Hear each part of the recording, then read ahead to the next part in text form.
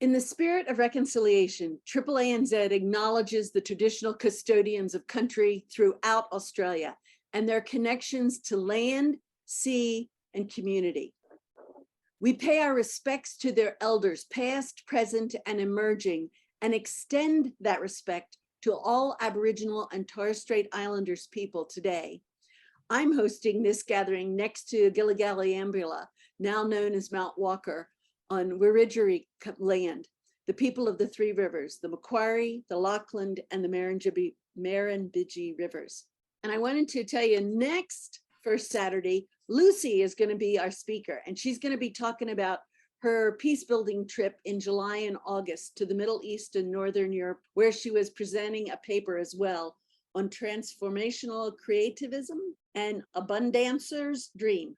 Thank you, Lucy, for even considering doing that for us. Doug Hynd from Canberra has written a book called Community Engagement After Christendom. I think that was your doctoral thesis, but anyhow, Jim's going to find all that. No, only about a third of it was my doctoral thesis. Okay, a lot more work than that. Talk about that. Yep. Okay, and Jim Longley is going to be interviewing Doug about the book and then being the monitor for questions and afterwards. Right, look, thanks very much, Mary, and welcome everybody to this conversation. So this is about Doug Hynd's book. There is the title, so you can read that happily, and hopefully some of you will be so stimulated you'll rush out and buy it, which will contribute about 5 cents, no doubt, to Doug's retirement fund, knowing how well authoring remunerates these days. Doug wrote this book, and it's in the series, you might know, so it says After Christendom. So there is an After Christendom series of books that are written from the Anabaptist perspective, originally from Britain, but it's obviously a global phenomenon, and post-Christendom is hence also a global phenomenon, particularly in the West. And so Doug's book, has been written as a book in that series. And there are a range of other subjects in that series, after Christendom. And so that's where this book is contextualized at that large level. As was just intimated, Doug did his doctorate about a significant part of this book, and then that allies well and thematically links well to a number of Anabaptist themes, which Doug then draws out specifically in the book. So look, I might start, Doug and I will have a certain amount of conversation and so on, but whilst we're talking, and hopefully mostly Doug talking, think of questions or issues that you'd like to raise in this time, because this is interactive, and that includes people sitting behind us who are conspicuously not sitting in camera view. I'll sit right. So think about, what issues that Doug raises that you'd like to engage more with, and so on. So look, I'll commence just with a pretty open, pretty broad ranging question to Doug. So look, what is the book about? What are the main themes of the book, and why is it important to you? What is the book about? Well, it started out because I did a PhD thesis on the theme of welfare agencies in Australia and whether church-related agencies were becoming or had become agents of the state, and if so, how, and if not, why not? So it started out with that framing.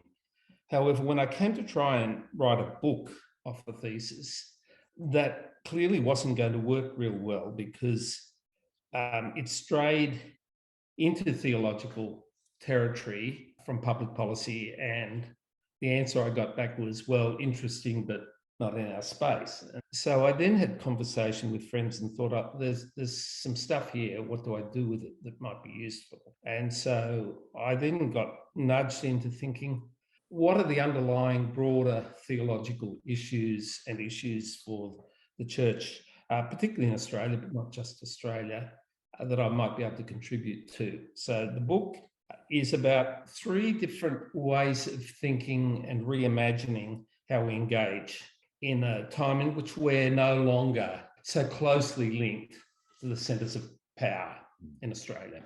It's been coming for a long time, but it's been a long transition. We being Christians and the churches. The Christians and the churches, yeah, that's right. What I did, and it was partly as a result of finding some interest by Stuart Murray Williams in having the book in the series. I said, okay, there are 3 takes. One of them is, how do we read scripture from a location in which we can't carry the assumption that we're in control anymore? That was one. We're not in the liberation theology framework in which we're down on the bottom, but we're not up the top anymore. How might we read scripture, and what might it have to say to us if we read it with those sorts of questions? Second one was, I like telling stories. The second part of it is a story about someone who's been haunting my imagination ever since I discovered him, the Anabaptist municipal engineer Pilgrim Marpeck. And what I did was tell his story about and looked at his contribution around thinking about how does the church engage with politics and with government, and then drew out some conclusions from that. That was telling a story which drew on a specific time that was really critical in the emergence of Anabaptism. And then the third one was tell some stories that highlight both the risks and the possibilities for engagement by the church and particularly by welfare agencies in this space. And I identify the risks of contracting. And then I talk about what sorts of engagement should we be looking at. And I tell some stories about advocacy, about hospitality, and about presence. And quite a few of them actually turn out to be about the church engagement with refugees. That emerged partly because I was involved in that and cared about that, and partly because I thought it was an significant illustration of the themes. So yeah. So it's the book, as Jim pointed out in a review, which you'll find in Anabaptism on Today. Yes. Jim's written a very thoughtful review which highlighted the issue, and he quite rightly picked it out that I hadn't closely tied those 3 parts together. He's absolutely right. That was a fairly conscious choice by me, but if you're looking for an argument which builds from one to the other, there are connections, but it's not a tight build. Yeah, and that's fine. I mean, the book has a lot of really valuable parts in it. So you've just described basically what the book's about, and we'll go into some of that in a bit more detail in a moment. Doug, why was this important to you? Why do a doctorate on it? Why write a book on it? Well, I did the doctorate because I'd been sitting in the public service when the contracting out started. Right. And I had wondered then, how was this going to end? Yeah. I'd had the feeling that it might not end happily. And I was getting fed up with being in the public service and ministers' offices that were not moving things along. So I thought I would try the opportunity to do some research and find out what actually had happened. And that was one bit. The other bit was just sitting, watching, feeling that a lot of the leadership in the Christian churches in Australia were not coping well with the shift. Yeah. They were, particularly after the Royal Commission into the institutional responses to sexual abuse of kids. The church's stance and standing had been fairly powerfully trashed in the public arena. And there was this acknowledgement that, yes, we've done the wrong thing, but there was this, I don't know, I just had the feeling that it wasn't going well. This shift wasn't going well, and I wanted to make a contribution to the debate about how do we proceed from here? How do we shift our imagination, our theologically in a theologically informed way that would help us in what's going to be a difficult future, difficult and long transition out of Christendom. Yeah, indeed, and indeed, as society de-Christianizes at the same time as moving out of Christendom. So, Doug, one of the things that I found really valuable in the book was, and you made the point there, that a lot of Christian leaders, both religious leaders and also leaders in the not-for-profit sector, really weren't coping well with the contracting out and yet weren't coming up with new ideas. So one of the things I found really valuable in your book was the way you engaged Pilgrim Marpeck, and we'll come back to here in a minute, and Scripture, for saying, well, actually, there are new ways of imagining the relationship between government and Christian organizations, particularly as they become less Christian and become less socially significant, which is part of the Christendom, post-Christendom thesis.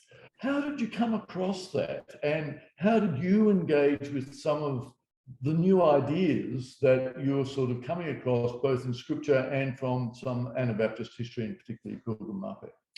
Well, I mean, I had been talking about Pilgrim Marpeck to anyone who would listen for probably nearly the last 20 years. Right.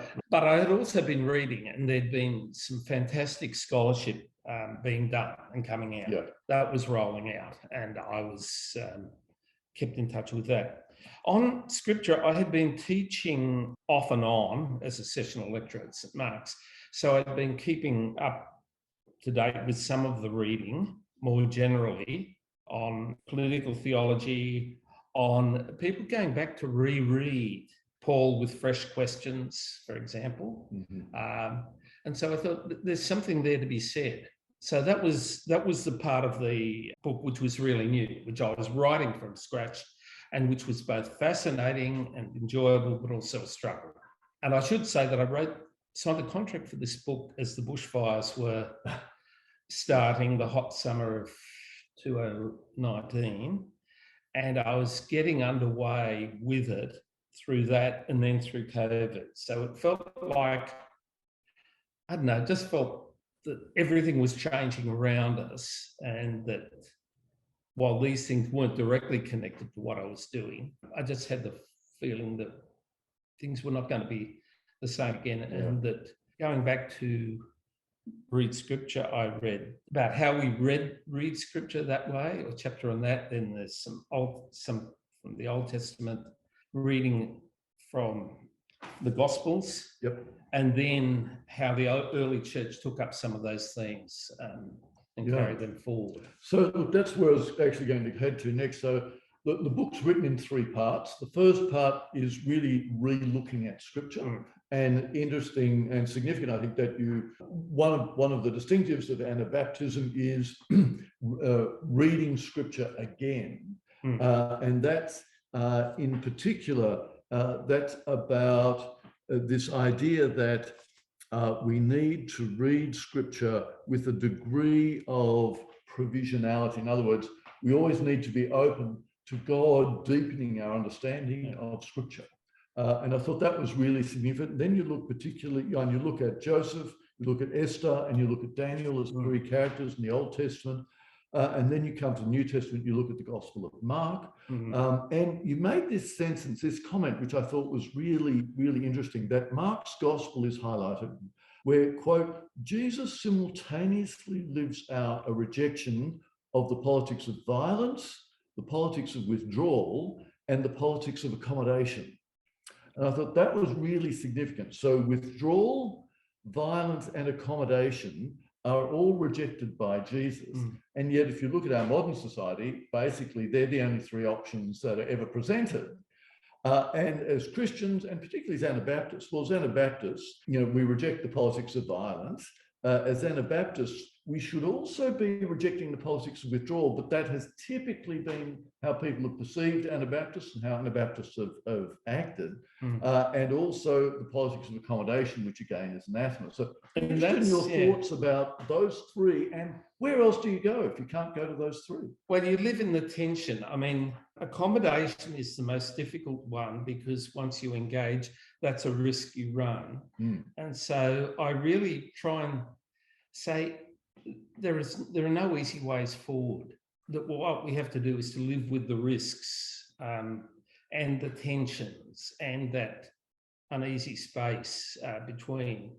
And that's why the story of Pilgrim Marpeck is really interesting, because he moves between, at times, having to step right out, times of engagement in dialogue, as he does in Strasbourg when he's there, and then trying to during that 12 years when we don't know much what he did, except that he did helped one of the Swiss cantons with waterworks for their textile industry. Yep. Seems to have been involved in that, providing quite pastoral support.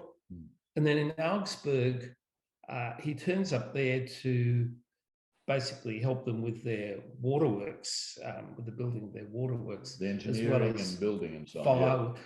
But he also runs at times, he seems to have been running a printing press for Anabaptist literature, as near as we can figure out. So he must have been quite busy by night writing theology and helping the printer run it off, as well as working by day. But he seems to have done so very quietly, although there are stories in the record of sort of questions being raised about whether he's doing his Anabaptist thing and, you know, he should get a rab over the knuckles. And it seems to have been a common bureaucratic thing of sort of, it's put down there for the record, but no one actually seems to have followed up. Yeah. And it sounds like a very good bureaucratic response there, Doug. What do you say about that? Well, the council at that stage was uneasily balanced between Protestants and Catholics. Yes. No one was in control. He seems to have been negotiating his way between the two and trying to provide pastoral support theologically for the Anabaptists, rebuilding a group that had been torn apart about 15 years earlier by persecution. I don't think there are any easy answers. There are tense spaces that you have to live in. And that's why I told the stories of the different, in the latter stage, of different attempts at negotiating those things. None of them provide any perfect model, and that was one thing I didn't want to do with the book. I wanted to say, look, here's some resources to help you as perhaps an individual think your way through, but as communities find your way through these things. So that was really what I was trying to do. I'm not providing a model. No. In fact, you say, you know, requires grappling with complex choices. And that's what you're talking about in part one. And I really like the way you engaged with, you know, the story of Joseph, and really gave a different spin on that, on his story, the story of Esther, and the story of Daniel, and how each of those three leading figures actually engaged with the government of their day, and you know, they're involved in the exercise of power in slightly risky ways, and the stories are told with consciousness of one another. And I had derived great benefit from actually reading, particularly on Joseph, some of the Jewish commentators on that, which gave me a fresh insight and left me with a good deal more of, because with Joseph, you have a story which is a story of accommodation, almost pure and simple. Joseph gets written up a lot in a lot of Christian preaching. But if we go back and look at the tracks that are there, he gets affirmed for his supporter family. But in almost everything else, quietly, the question marks are raised about him. Yes, he's quite deeply conflicted, isn't he? Yeah, that's absolutely right. He's the God of Abraham, Isaac, and Jacob, but not the God of Joseph. Joseph gets left out, and yet he has 15 chapters of Genesis. He's a big figure, but he doesn't make it. The judgment of the wise people of Israel, as Walter Brueggemann calls them, is that he has questions against him. He's not up there in the central, I don't know, trio of Abraham, Isaac, and Jacob. Of Israel. He's left aside. He takes on an Egyptian name. He takes on an Egyptian wife. He's given a chariot. The principal instrument of war in that era. In that time. So look, I really enjoyed it, but also found it as, because I was having to go back and reread these passages. And that was a good example of reading scripture again, I thought. And I think that's really valuable. So the second part of the book is about Pilgrim Marpeck, and you've already talked a lot about Mr. Marpeck, who lived with 1495 through to 1556, for those of you who are interested in the history bit of it. One thing I'm interested in, so Marpeck was unusual for Anabaptists in that he worked for government in quite senior roles. And, you know, even today that is considered quite anathema by a lot of Anabaptists, and certainly challenging in many ways, but Marpeck did it, and he seems to have carried it off, albeit with the difficulties, complexities that you would expect, and you engage in those well. What I'd be interested in, Doug, is the idea of the secular. So now the idea of the secular was not really, as we understand it today, was not really present in that era, but it is today. What does Marpeck have to offer us in understanding how we as modern Christians, how we as contemporary Anabaptists engage with the secular? Well, it's interesting because I sort of argue that while he's not dealing with that directly, his approach to government and the role of government and its interference further down was to, in a sense, to desacralize it. In other words, he takes it out of the role of enforcing. It's one of those things that has to be there and has its place, but it doesn't have a role in the church, and it shouldn't have that aura of the sacred attached to it. So he takes that away. His argument, and it's very early in the piece to make it, but he basically is arguing for within the context of his time, a government which opens to diversity. In other words, it's not enforcing a single church in that. Yes, so in the council he worked for, as you were saying earlier, was divided between Protestants and Catholics, and here is he in good Anabaptist form, being sort of the bunny in the middle there. You know, the earliest beginnings of Anabaptism, where Anabaptists were martyred by both the Protestants and the Catholics, and yet here you have Marpeck somehow or other navigating his way through, doing good public works, as well as being a faithful Anabaptist. So I trace out in one of the chapters his argument about what the state should be and how Christians should think about it. And he goes a long way, though not in a systematic way.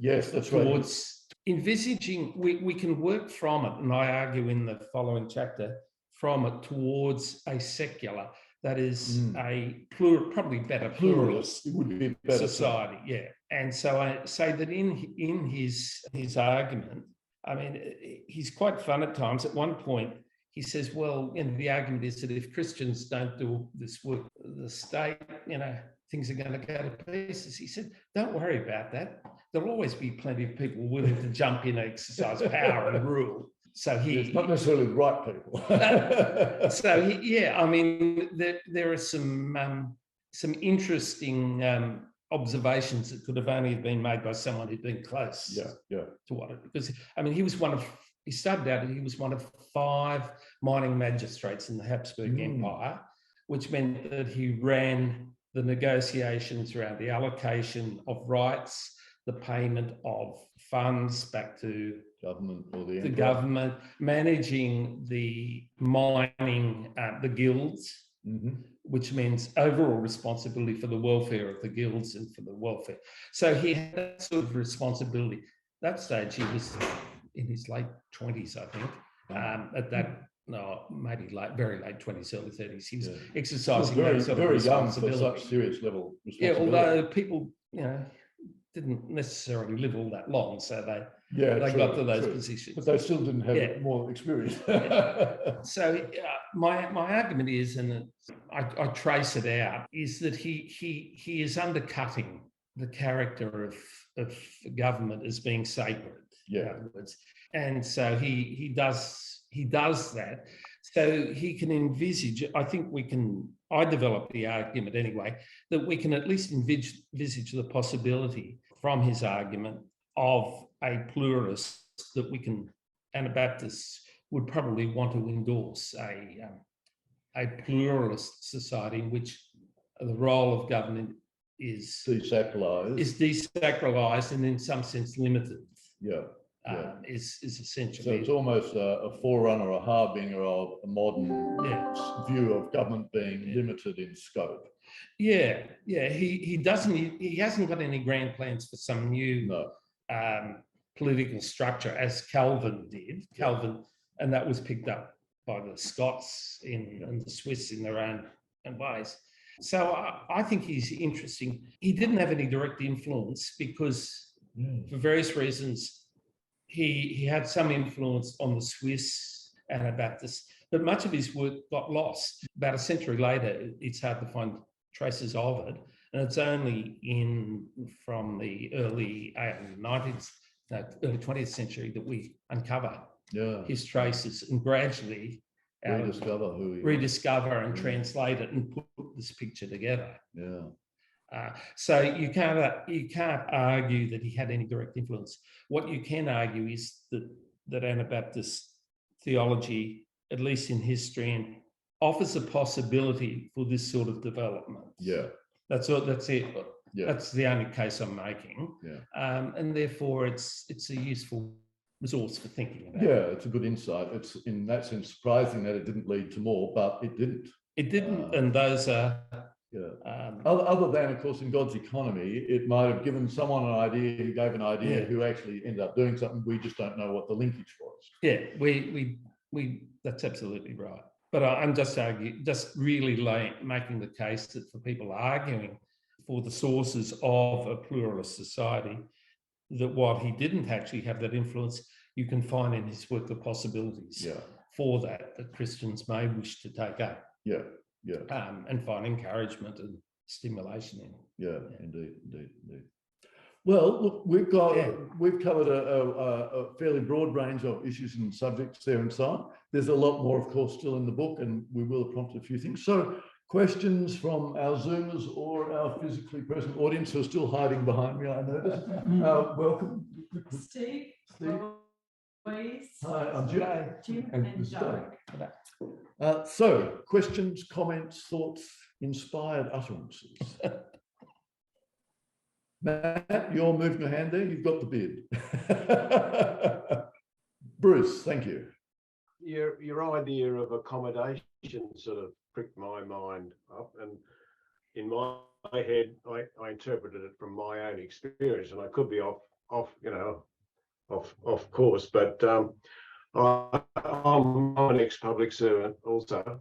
I spent a lot of time in drug and alcohol education, recreational drugs, and it really opened my eyes, because coming from it was before my Anabaptist times, so I came from the evangelical, fairly strict view of the cosmos, but I came across harm minimisation as a strategy. At that time, it was the popular policy was the war on drugs, which was started off by Reagan, I think, originally. And I was in the administration side, but I had opportunity to sort of look at the research. I'm not a trained academic, but I came round thinking, well, maybe harm minimisation's got some legs.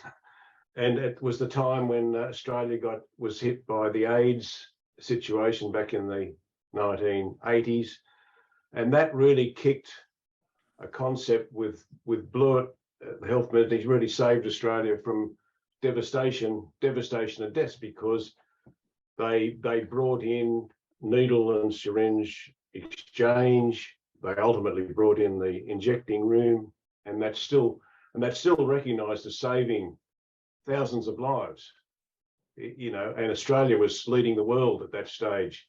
So, but it was against all my, Christian teaching. So maybe, but it would have been a lot easier to handle if I was an Anabaptist, because I was probably be a lot more open to other ways of thinking, and I voted yes for marriage equality, but I still don't have the confidence to tell all the people in my local church that's how I voted. And another thing, a lot of churches are still very patriarchal in their leadership. And that appears to be going right against the society that we live in. So maybe the church hasn't got all the answers.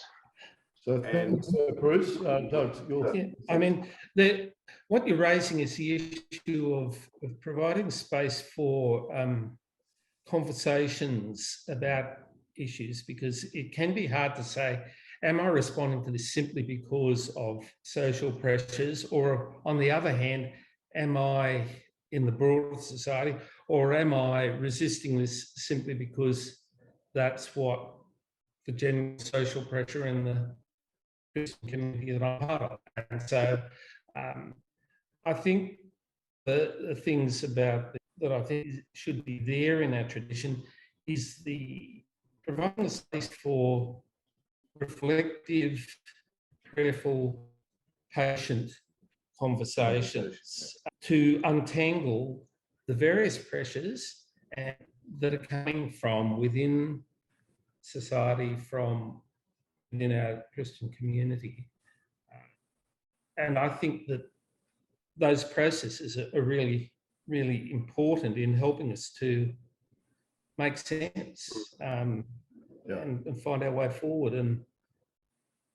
And the space for that, I think, it's getting harder and harder to try and find the space for that to take place. Yeah, is my feeling. I think that the importance there of conversation, I think, is very important, because Christians will disagree with one another, and we need to actually open up. And one of my favourite verses in Scripture is 1 Peter 3:15, which says, reverence Christ in your heart as Lord. Always be prepared to give an explanation for the hope which is in you, but do it with gentleness and respect.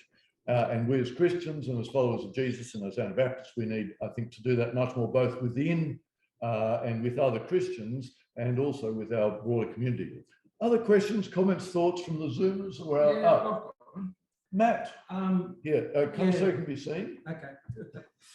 What you're saying about Christian charities struggling with, how to survive post-Christian environment resonated. I've at times worked for a charity, I've observed others, and seeing how there seems to be a wrestling with, on the one hand, the risk of secularisation and losing their Christian identity, but on the other hand, there seems to be a fear of, if they don't take up the line of, well, they'll lose funding due to irrelevancy. And I can see a bit of seesawing going with, at one stage there was a lot of aged care organisations adopting corporate sounding acronyms rather than traditional names, and noticed how some of them have actually started swinging back. So Baptist Care, which did go to BCS, that's now gone now back to Baptist Care. So it's saying, to me, I'm seeing a bit of seesawing between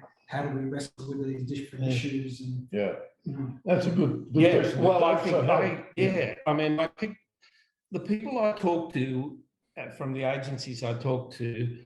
It was not a random sample, though it was a reasonable coverage of some of the larger Christian agencies. And they were people whose CEOs were wanting to reflect about it. One of them said to me, by blocking out an hour and a half to have a conversation with you, it means I get to think about things that I don't get time to think about in the course of the pressures. So when I did those interviews back in 2013, 2014, there were significant numbers of them had done some thinking and were trying to find ways of maintaining their mission identity. Some of them, I think, with more success than others, but it was a significant issue. And you're right, people were thinking about it. One of them, Bapcare in Victoria, was working out how to communicate what its vision was to an increasing number of people they were employing who didn't have much understanding of Christianity, let alone anything else. And so they were preparing a series of discussion guides to say, this is what we are about as Baptists and how this relates to our mission, and opening up those conversations. So that I came across Centre Care in Rockhampton, the director there said, well, I send out every Monday morning a reflection on the gospel for the week with some comments on how that reflects to our mission. And she said, what's really interesting is that I get more pushback on that from conservative Catholic employees than from those who aren't. And she said it's opened up some really interesting conversations. Now, is interesting genuinely interesting, or is this a euphemism? No, it was. She said it opened up conversations about the identity of what centre care was. I thought it was a real struggle. The pressures I discerned were less of around policy issues, but simply the pressures of bureaucratic reporting. It's extensive and onerous. And that what you focus on there was you lose track of why am I in this process. That was the thing that several people. Yeah, the KPI becomes the goal instead of actually the mission being the goal. Yeah, and some agencies had either pulled out of, particularly in the employment service area, or had not gone into it because they didn't see how it was consistent with Catholic social teaching, for example. Yeah, there was some agonising, but on the other hand, if you run the risk, as Graham Long from the Wayside Chapel points out, that because he only had about 10% of his funds coming from government, that meant he had to engage with the corporate world in a big way, and there were tensions involved in doing that, which he acknowledged. But by having a multiplicity of sources, though, it gave him a bit more freedom of movement, but nonetheless there were still obligations and ownership obligations. Other questions from our Zoomers or here physically? Yes, Torvald. Let me say, first of all, that I really appreciated that you included Chad Myers in your presentation, because I think he is one of the most imaginative and creative interpreters which we have today. About the Anabaptist emphasis on page 8, especially in its relevance for today. I agree, of course, that the scripture should be read Christocentrically. And I also agree that the congregation functions as a hermeneutical or interpretative community. The problem is that emphasis of Christology and community has become lost in the Baptist tradition today. You know, people talk about the Bible, but forget that the criterion for reading the Bible is the story of Jesus. The hermeneutical function of the community only works if you have good leadership and if you have respect for each other and let diversity reign. Both we do not have, at least in the Baptist church, which I'm familiar with in New South Wales and the ACT, which means that we are denying the most treasured part of our own tradition. Would you like to comment on that? Although, to be fair, this is Anabaptist rather than Baptist.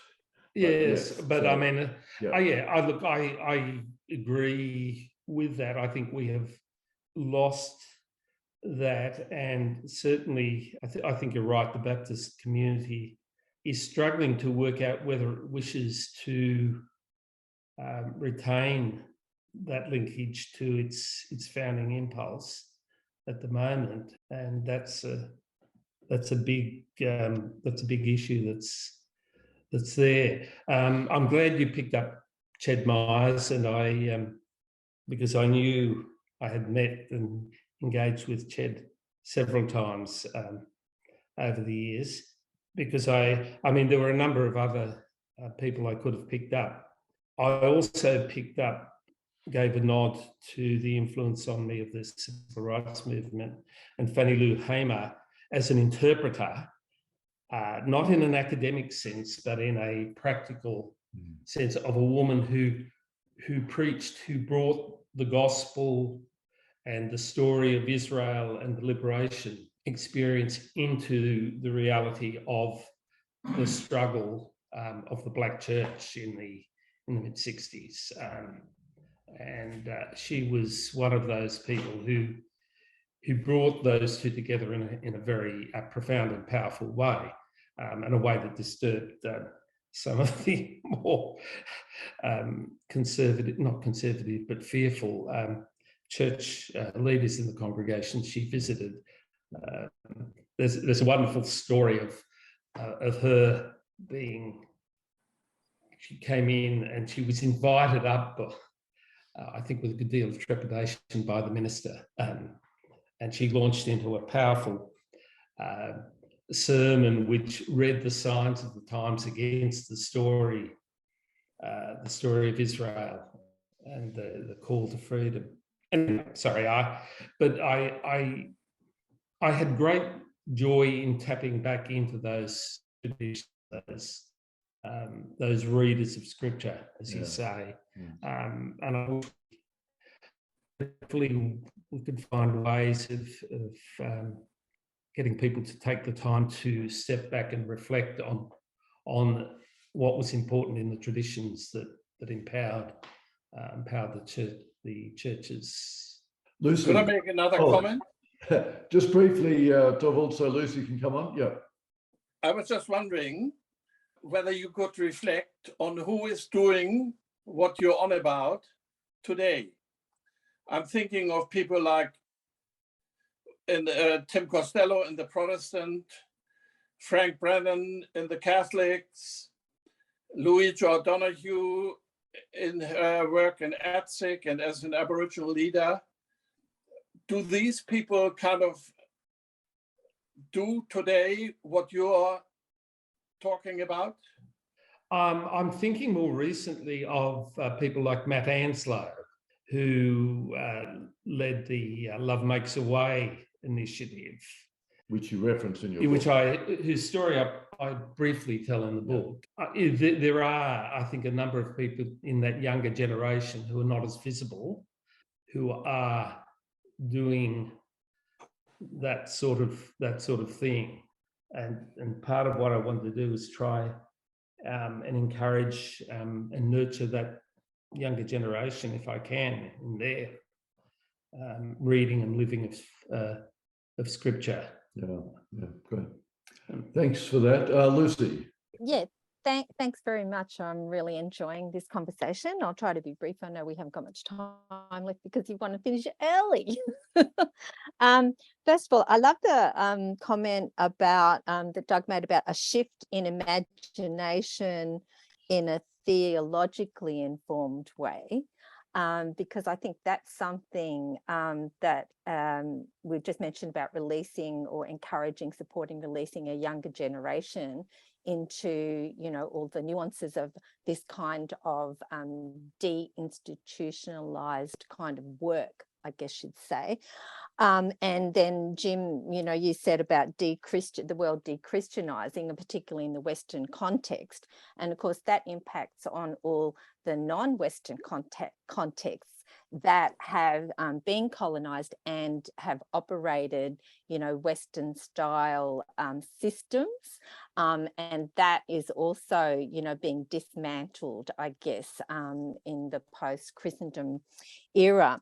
And just on a personal note, because I do work, part-time work, I've just been promoted to part-time from casual, with Catholic Care Social Services here in Toowoomba.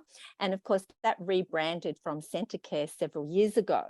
And the leader of that, or the CEO/director, is the wife of the local Anglican bishop. So it's a really interesting combination. And she's a fabulous person, very approachable. example.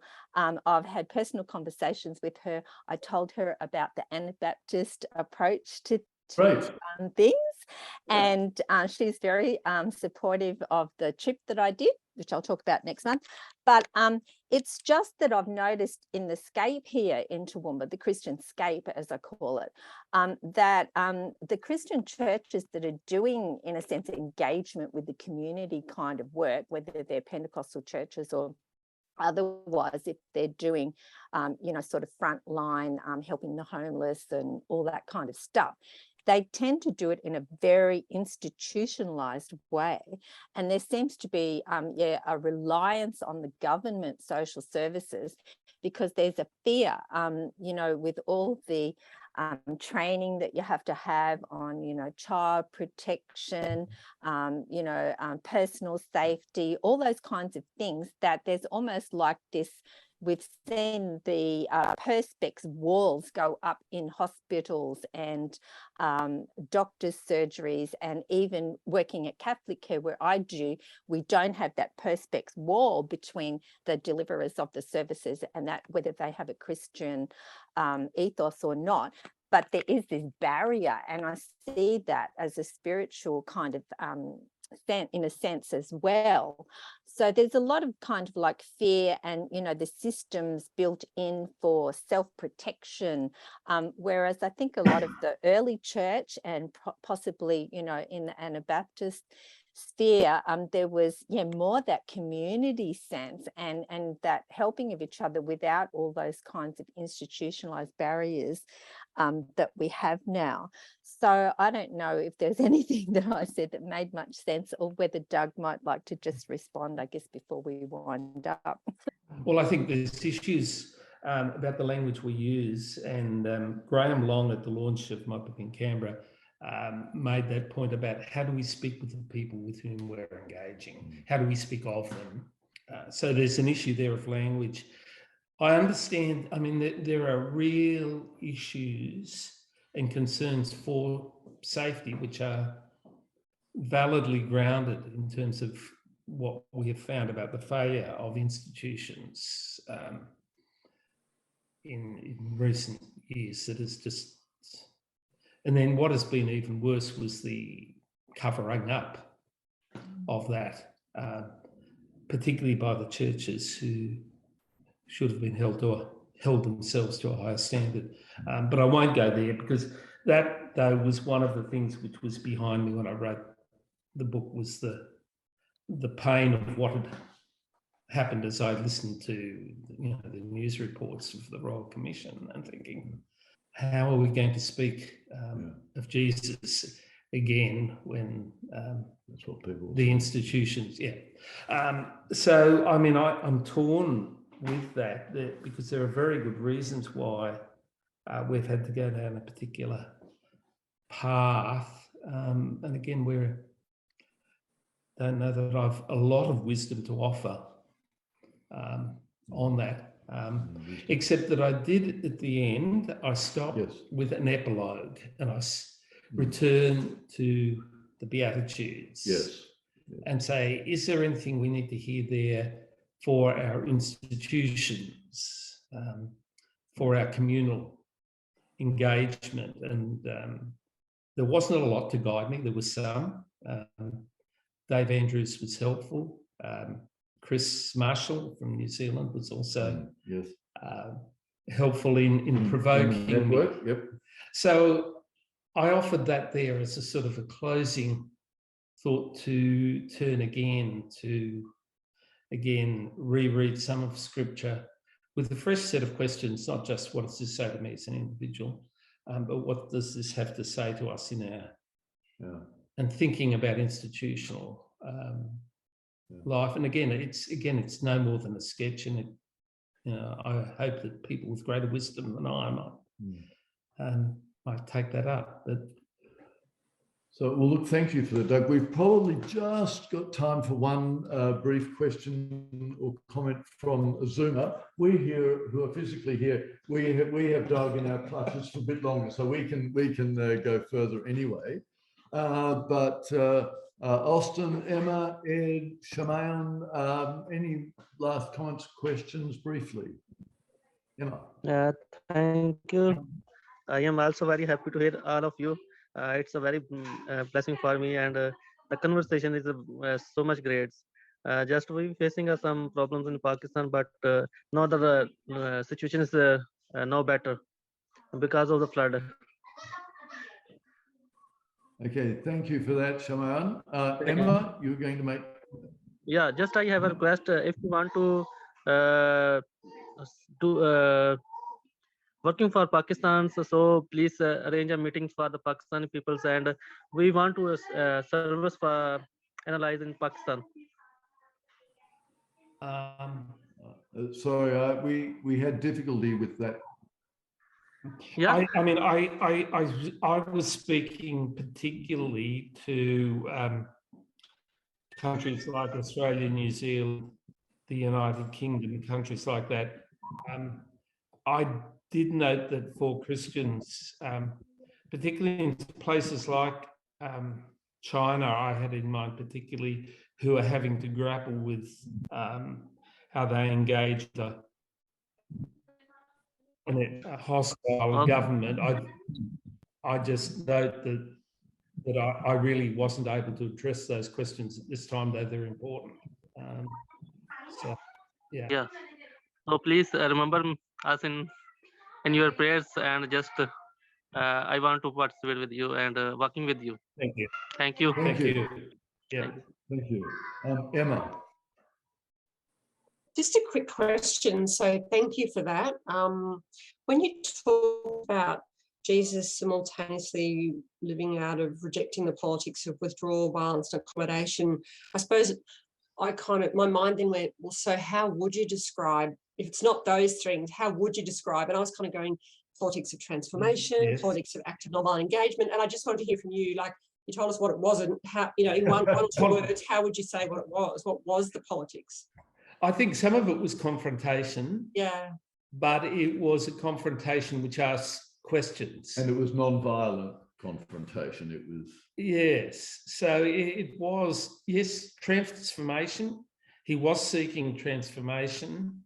And so I think those are good suggestions. You're right, I didn't.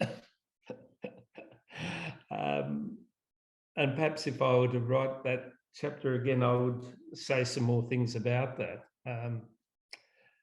But yeah, I think that's a really good question. And I think transformation, confrontation are two good themes. I do speak in the introduction, I talk about whether we will use this as a moment for transformation rather than